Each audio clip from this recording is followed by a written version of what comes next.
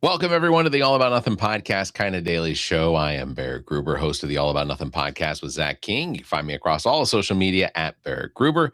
With me is the host of the podcast, Black, White, and Blue in the South with Dr. Jamil Brooks, Bill Kimler. You can also follow him across all social media at Political Bill SC. If you do want to, you can participate in the show. Chat with us on YouTube, Twitch, or Facebook. You can find links at the top of our webpage, theallaboutnothing.com. Please follow and subscribe wherever you're hearing us. Let's get started. Bill, how are you? This is not the show I want anybody to participate in. Not today. Not today. Yeah, It was a rough day on my end. We laid my mother-in-law to rest today. Okay. And we had this is my wife's mother, of course. That's by definition mother-in-law. And the two of them are about as close as a mother and daughter could be. Oh, wow. So it was especially brutal. My poor wife, this is a new world for her now. Her mother had been ill with liver disease for 2 years, and it just got progressively worse and worse and worse. And she and her mother's husband were essentially her caretaker, for the last year or so. And so it's all come to this. She had died on January 2nd, and today was the funeral service, which was very lovely, by the way, and full house, lots of respect, lots of love, but it doesn't make it any easier. Yeah. Just a rough day. And then the reason why I'm on the computer as opposed to my phone is that my phone battery is nearly dead. I paid no attention to it all day, and it just died a slow death, so I couldn't use my normal stand. But then I get home from all of that, having been disconnected from the news all day, to the fucking disgusting news coming out of Minnesota. Yeah. And even more disgusting responses from our so-called state leaders and those running for governor here in South Carolina. It's got me in a mood that is not the greatest. So you're not getting fun Bill today. We're getting Bill in a funk. I can't blame you. Yeah. If you haven't followed the news, or you have somehow found a spot under a rock and not invited Bill and I to, really, the only excuse you would have for not following this is if you are also burying your mother-in-law or somebody dear to you. Well, you still otherwise picked up it's on plastered. It, though. I mean, only after I got home did I catch it. So basically, there was a fatal shooting. ICE shot a woman who was in her car. In the face, Barrett. Yeah. In the fucking face, they shot her. Yeah. This is it's disgusting, and I think Tim Walz's response to it is exactly what I would want to see out of a governor trying to protect its citizens, and that is potentially to call up the 13,000 National Guardsmen and airmen to protect his state. And the atrocity of it is what happened in this woman's death, who did nothing that I could see was wrong. I can't even preface that with, the officer felt like he was in danger. No, this was an officer that was standing in front of the vehicle. The woman had her wheels turned to the right, trying to get out of harm's way, because she could tell. I could tell that it was escalating just based on the video, and the video is horrifying. There are multiple different video perspectives of it, and not a single one of them paints this officer as being in any danger.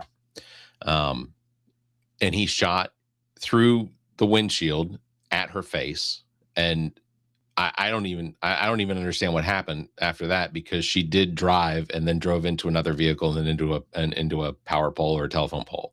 I'm surprised they didn't charge her for reckless driving. Right. After being shot in the face. Right. That's the kind of force and government we're dealing with now. The opportunity to drag her out in the street and handcuff her lifeless body, to me, would have been an opportunity. They essentially did. There was I don't know if you've seen this video of a doctor trying to reach the woman, saying, "I am a medical doctor, let me check on her," and he was refused entry by those same fucking ICE officers. And he just happened to be a bystander there and was trying to get to the patient and was refused access. Yeah. And This is the Gestapo, right? I mean, that's essentially what ICE is a undeputized law enforcement, pseudo law enforcement group that basically has free will to do whatever it wants, whenever it wants. Doesn't have to operate within the realm of justice or what is it, jurisprudence or prudence, whatever. There's no, and so far, unless the the DA of Minnesota somehow files charges against this one officer, but it wasn't just one officer involved. All of the officers allowed this to escalate, and in the end, I'm hoping that there is prosecution, and yeah, but the and prosecution shouldn't be just of the ICE officer. That no, prosecution needs to go up to Christy Noem yeah, and all the way up top. It should be treated as if she pulled the trigger herself. sure, I agree.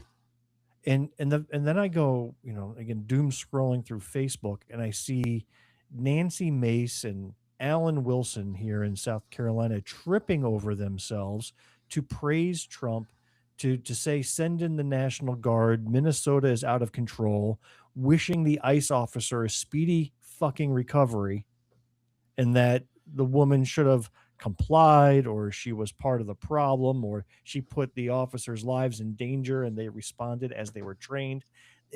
They saw the same video and are gaslighting the people who are too lazy to see for themselves. I'm Uh, curious, what is the documented training for an ICE officer? Because I haven't found whatever that training is. The it's only thing I've basically a seen, questionnaire. It's a questionnaire. I've seen yeah, it's basically one question: are you a dick? And yeah, if you sign yes, then you're in. yeah. That's basically it. And then become dicks with guns. Actor, former actor, Superman portrayer, Dean Cain showed there was video of him doing some sort of what looked like a jungle yard sort of pass run through, where he injured himself. Not the fucking Superman I signed up for, but I agree. I don't think that there's almost no training that is at least documented that shows that these officers are put through any sort of like moral training. Like with most of your police officers, your sheriff's officers, sheriff's deputies, things like that, the intent of law enforcement is to protect and serve. And the first part of that is to protect. And ICE doesn't have that sort of motivation at all. And I think this just proves that it doesn't matter if you are brown skin or white skin or dark skin or whatever, that if you show any opposition to them, they're going to potentially just use lethal force. That's where we're at. So we have I don't know how many members there are of ICE, 15, 20, 30,000 or whatever, but we have a group of people that are basically running around with lethal weapons that are untrained, that don't have a specific motivation to what their job is supposed to be. They're bullies, and they went. At some point, shots are going to be fired back. Yeah, I'm telling you. Yeah, shots will be fired back, and they will not. I am fearful for this country, but it's come to a point where the federal government, this administration, and the evil people that put them into power have changed this country into everything we fought against for decades prior. Yeah. What if this is the plan? What if the intent is to unsettle things so much? And I'm not saying that Trump is capable of an actual plan, but what if this is the plan, to create a scenario where at some point the executive branch of the federal government issues a martial law, and we get stuck having to check ourselves out of our homes, to go to the grocery store, to go get gas, or to go to work, and like, what if this is the plan? Because I've read 1984. I mean, there's such a dystopian path that we're on right now, and frankly, I've discussed it before, but we have plans to potentially leave if we cross a line, and that's no election in 2028. And there are people that think I'm crazy for even thinking that we wouldn't have an election, but I think that this potentially leads to that. If there's martial law or there's some sort of civil unrest, Donald Trump, who in your prognosis is still going to be alive, I think he's going to be dead. But what if the Republicans that are in charge, that this is what they want? Because then martial law, then no election, and then they just retain power for as long as they want. I don't see a good outcome to this. I'd like for everyone in this administration to be arrested and put up on charges of treason against the United States once this regime is done. But, we're going after dictators in Venezuela, but we're not going after literal crime lords in Israel. Like Benjamin Netanyahu hasn't been kidnapped out of his home and taken to The Hague and tried for war crimes and everything else he's committed.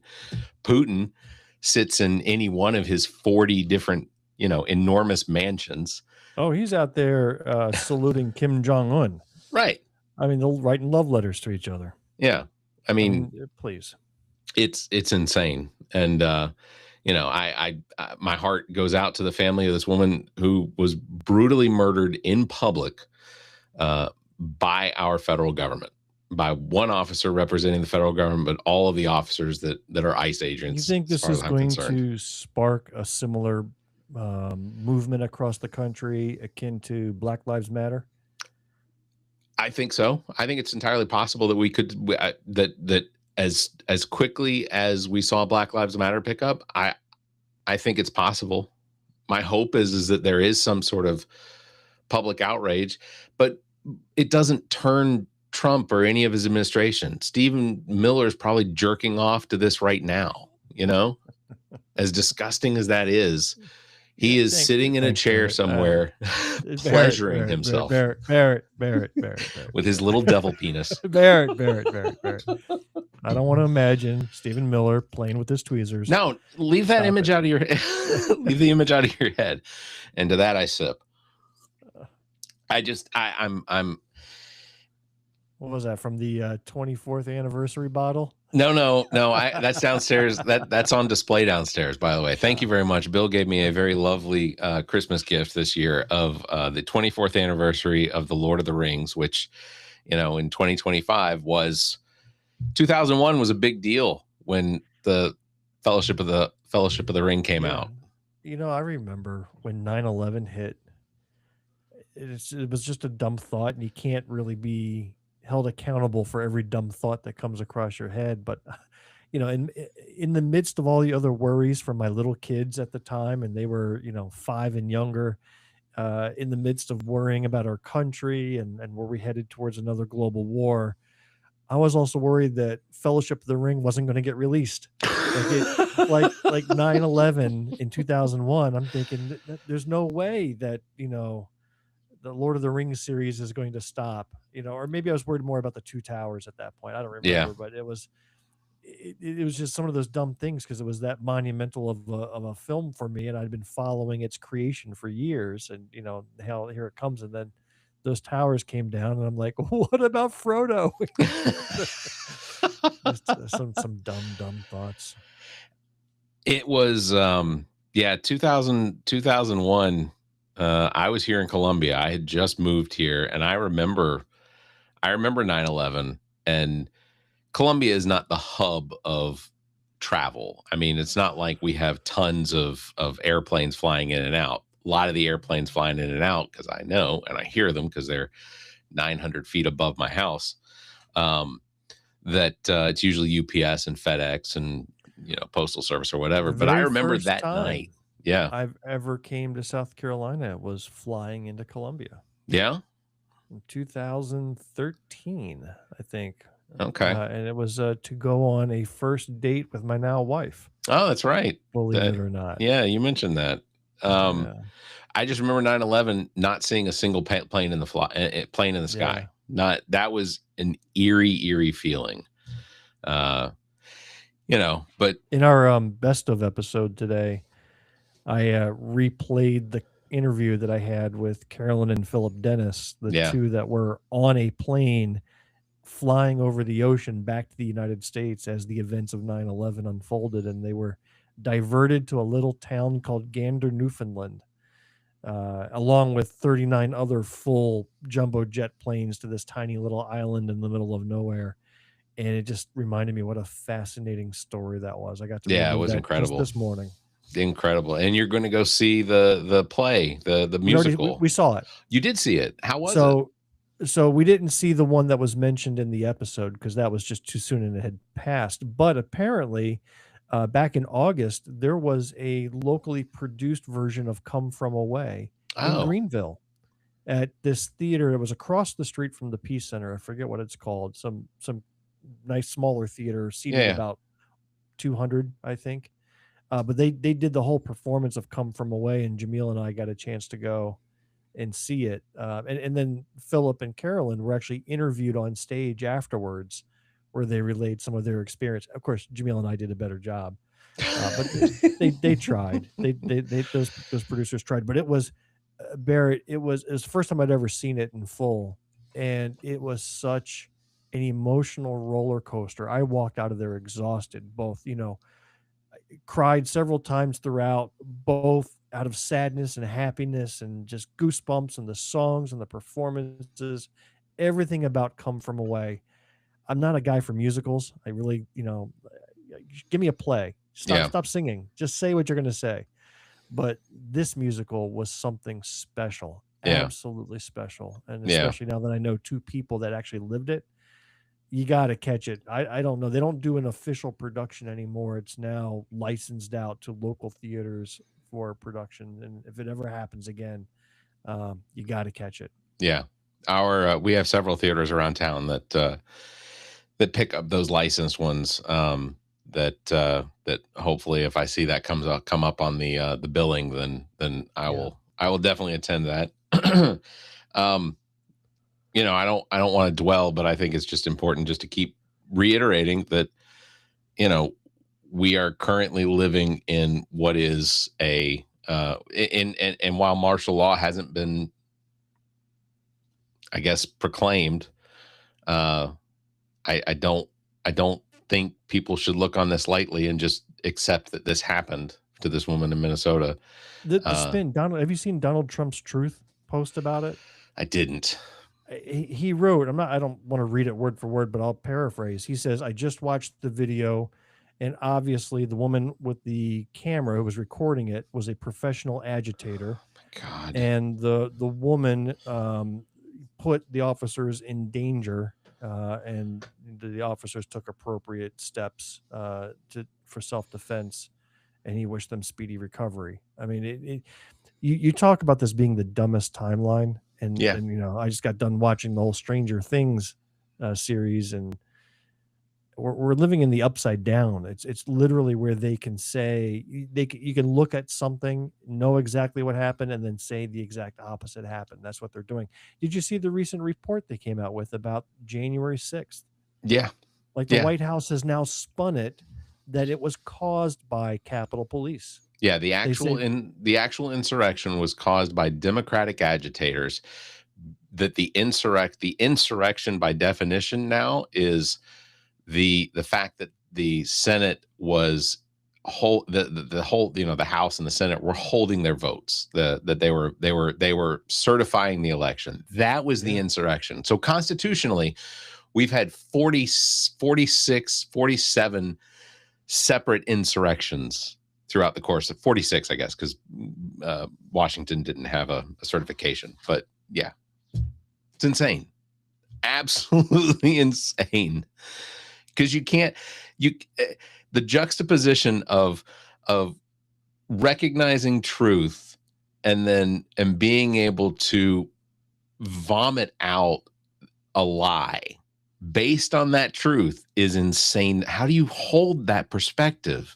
How do the people that support this bullshit hold that perspective and brush their teeth at, well, maybe not, get dental cleanings or whatever. Like go tie their shoes, pour milk in a glass. How do they do these normal things without there being some repercussion of reality hitting them and going, fuck, I actually thought that the police officers were the ones that were the problem. That's weird. And now, of course, ICE is the problem, but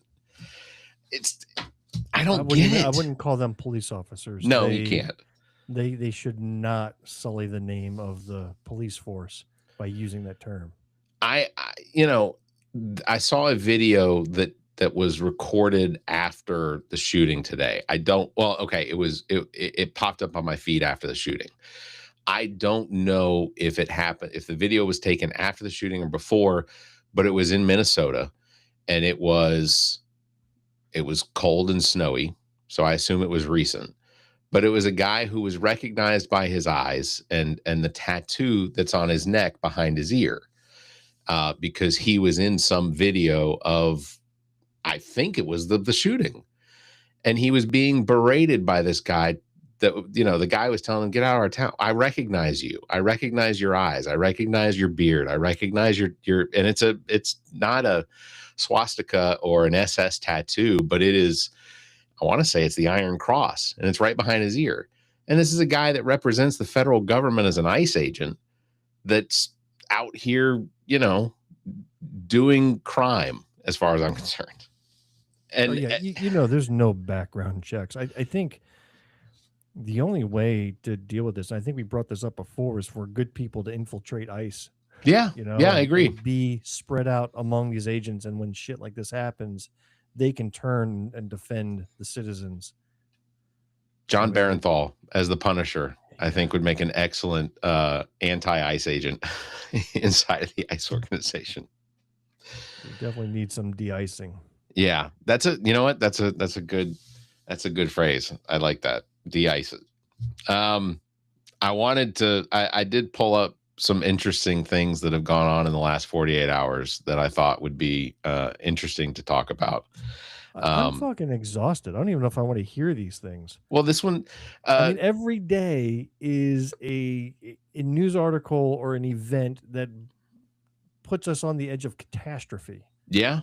Were we about to get into war with Russia over a stupid oil tanker that the United States pirated?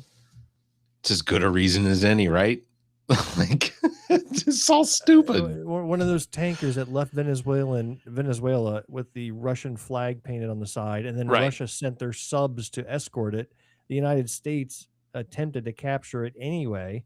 How? I don't know if they were successful or not, because I went to this funeral and then a lady got shot in the face. That other headline off. So I don't even know what's happened to this tanker. How desperate is Russia for heavy crude oil that they're going to spend money on fuel for submarines that they don't have to bring to get a ship safely to the Arctic Sea to get this crude oil? Like, how desperate is that? That people always ask me, or I've had people ask me in the past, well, do you fear Russia shooting a ballistic missile at us with a nuclear warhead? No, I don't, because I don't believe that Russia even has the fuel to fill a ballistic missile, to make an intercontinental ballistic missile, to make it to the United States. I just don't think that world exists. We're talking about an extremely broke country, and I don't think that Putin or any of his oligarchs are going to dip into their pockets to put fuel into a rocket. I just don't. Which sounds, safe to me, but at the same time, they're going to send submarines to protect an oil tanker that has to traverse 13,000 miles. Like, there are pipelines for this shit, right? Aren't there pipelines that crisscross the Mediterranean and the Atlantic? You're right. We're now in the part of the conversation where we're just making shit up now. Are we? I think we are. I don't know. Well, as long as you say it with a straight face, then it adds an air of authenticity to I it. once convinced a woman that buffalo wings were the product of nuclear testing where chickens and buffaloes were crossed. Yeah, And I'll tell you, I convinced a lady today with a dumb story like that. Just, this is after the funeral, and we're all outside in the parking lot talking with family and friends, and there's just dozens of them all around. So I'm talking to one of my wife's work friends, and we were talking about organ donations and organ transplants, and I said because my mother-in-law had died of liver failure and was not eligible for an organ because she just was too weak to get on the list. But I said, I hope they come with the technology where they can just culture grow organs. And I said recently I saw where they're using pig kidneys to insert them into people to because there's such a deficit of organs out there. They're actually using pig kidneys. And you're laughing like that's the joke. It's not. You can look that up. yeah. And actually there was a guy that lived for months with a pig kidney running the show. And then I add, here's the funny part, I add with the straight face, and I says, and he had no side effects except he had a constant hunger for bacon. And then I keep talking, and she looks at me like, "What?" I go, "Are you serious?" I go, "Yeah, bacon. He just couldn't eat enough bacon." I mean, Insatiable. and she bought that hook, line, and sinker just because you keep a straight face. You keep a straight face, and you have this air of authority about you. Then they'll believe anything. Well, I told her everything was true except the bacon part. I made that up. Mine came back to bite me because I didn't clarify at the end that I was just kidding. And we were literally sitting at a pizza wing place for dinner that night because we were going to Salisbury, North. I worked for NCR at the time. And we were going on a training trip to Food Lion technical support because we were going to be training them on some of the new software that we were doing for their help desk. And on the road trip up, I convinced this woman that, Buffalo Wild Wings were from chicken and buffalo, and not that they were invented or that they began being sold as a byproduct in Buffalo, New York. Anyway, so I convinced her of this, but I never cleared it up that I was kidding. We're sitting at dinner, and one of the executives for Food Lion is sitting with us, and she goes, "I heard today. I didn't know this before, but that buffalo wings are a byproduct of of this incident, this nuclear testing." And I hear her, and I turn, and I'm looking at the executive CEO of Food Lion or whoever, and I'm just like, "Oh shit." I very quickly, Gruber is the source of fake news. Yeah, I very quickly walked over, got out of my chair, walked over. I said, "Bernadette, I was just kidding. Listen, it's a joke." There's just some dumb people out there. I was up north visiting family, and I was talking to an extended family member, not somebody directly related. You remember that snowstorm that hit here in the South that caused havoc all over, like over in Atlanta? Oh yeah, 85 just a few was years a ago. parking lot, Yeah. and people were stuck there overnight, and Chick-fil-A came and delivered meals to every car. And so I was telling people about that story up north, where it snows all the time. And I said they got an inch of snow, and 14,000 people died in the Atlanta area as a result. Now, I said that not being serious. I just said 14,000 as an exaggeration as to how ill-prepared the South is for a little bit of snow. But this one lady looked at me and went, "Oh my God, I can't believe I didn't hear about that on the news." She's like, "That's horrible. 14,000. I mean, I didn't even stop. I didn't even correct her. I go, "Listen, you're that dumb to not understand that this was an exaggeration, then you deserve to have that fact stuck in your brain, and I don't want to hear about it."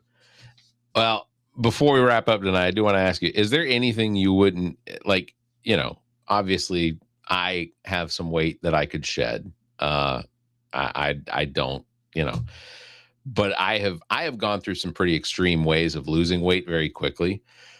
Recently, I learned that there's this guy that apparently went on a sardine diet where he ate 1,000 sardines over the course of the month. Over a month, he lost 6 pounds.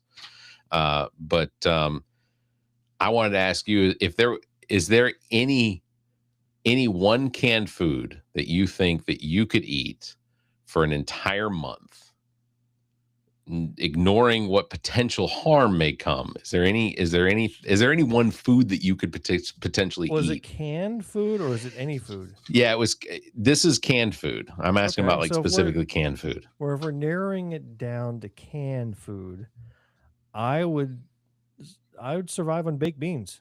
Okay, that's fair. I mean, Protein, I would not want to carbs. be a member of this house, Well, they wouldn't want you to be. living with me after a month of eating baked beans. But I mean, like you, I got a New Year's resolution where my goal is to drop 30 pounds this year. 30. Where are And you going to lose 30 pounds from? Oh, so from just so people know, from the before 245 fucking pounds that I got, okay, I got 30 pounds to lose, brother. I don't see it. Bill You is don't like, see what are it. you, 6'2"? I'm 6'1". 6'1"? Put it in the BMI chart. 6'1", 245. So It has 20. me as that's 2 morbidly obese. Pop it in. And I believe you. I believe It you. really does. It is. I'm not in a good spot, but I figured the way I'm going to do it is a pound a week. Like Okay. a pound a week seems slow, reasonable. Last week I was 245. This week I'm 244. Next week I'll be 243. I'm not starving myself. I'm not going on any crazy diet. When I get down to 230, I'm going to start running again. Okay. I don't want to run at 245 and kill my knees and ankles. But yeah, I see it. I feel it. I'm trending in a terrible direction. Just for reference, I weighed 210 in 2022 after my kidney donation surgery. That was probably the lowest weight I had been in. And then it was just a steady climb of 10 pounds a year after that. And that's not good. So I need to get back down. My sister Lorian, who is watching, says that there is nope. There is nothing that she would there's nothing she would stick to. And my sister's pretty health conscious. I thought she was saying nope to spending a month in the house with me on a baked beans diet. That potentially, that could have been too. I think that's what she was referring to. I wanted to assume the context of her comment. No, I've done, I mean, right now I'm doing intermittent fasting. And so from 6 p.m. at night till 12 p.m. the next day, the only thing I'll have when I wake up in the morning is my coffee and my pills, which don't require a meal. So the intermittent fasting, the first couple of days are difficult, but once I get into it, and I do it steady, it's pretty easy to do. And then, me and the girls will go walk the neighborhood. My sister says, I think all the cans are lined with poisonous microplastics. Probably not wrong. That is it's probably true. At this point, the air we breathe is lined with microplastics. It's something we're just going to have to all live with. I don't know that there's anything else you can do about it. Yeah, no, I think you're probably right. But no, I'm it's I've done the intermittent fasting before, and it's worked pretty well for me. You're trying to lose about a pound a week. I do intermittent gluttony. I mean, just every once in a while, stick my face in the trough and pound away. I am looking forward to CES ending. A lot of the stuff, what is it? What is CES? It's the Consumer Electronic. I thought the CES was on its way out because I did too. Reading that major technology companies were not participating, but it seems to have been making a comeback. I'll tell you the thing that I am the least interested in, and I get that a lot of people aren't the same mentality as me. I don't give two shits about the Meta glasses or the Meta display glasses or whatever. Like anything Facebook Meta, I so you don't give two detest. shits. Would you give a single shit? Potentially. So if you give a shit, you just don't give two shits. Yeah. If it's slightly more liquidy, then am I giving it to them? I don't know. But a lot of AI stuff I'm seeing coming out of CES this year, including. I gotta tell you, this whole AI thing is just the image creation of it. And I studied data science for a while. I studied large language models. I have a basic understanding of the language aspect, the conversational aspect. The image creation just blows me the fuck away. Yeah, it is, right? And I'm using it a lot lately. I've got a new social media project I've embarked on about 2 weeks ago. I haven't even told you about it yet. But I've got another social media presence out there that I created out of the blue, and I've got it on 6 different platforms now and been posting content and starting to gain traction. And once I have enough, I'll reveal it to you. It's not, it's very interesting, but it's an idea I'd been kicking around my head, and the new year spurned me to get it started. So is your alternate personality, the Prince of prints in UK or anything, or like No, normal no. person, just AI? I'm not going to say what it Okay, is yet, all right. Okay. but I'm making a lot of use of AI imagery to help convey messages. Interesting. Okay. So so I've been making heavy use of Chat GPT for image creation, and it's producing some high quality stuff. Yeah. And you get the hang of what kind of prompts would yield the better results, but the results are like, wow, this is perfect. And I couldn't be happier.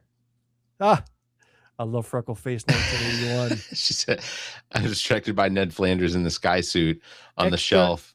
Extra bonus points if you know what that Ned Flanders in the ski suit is from, what episode or what clip.